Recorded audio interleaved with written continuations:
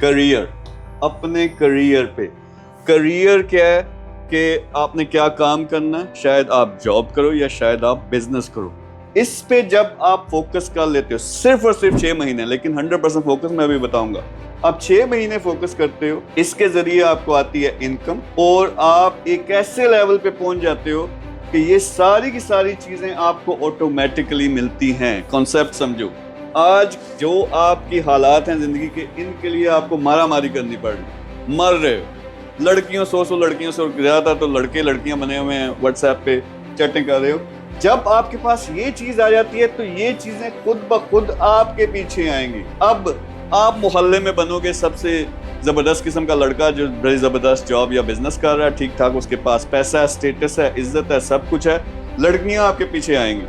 पैसा आपके पास आ गया, आप गाड़ी खरीदो, स्टेटस बनाओ, जिस तरह की चीजें भी करना चाहते हो वो कर सकते हो। और दोस्त तो आपके पीछे भागेंगे, भाई पैसा तेरे पास।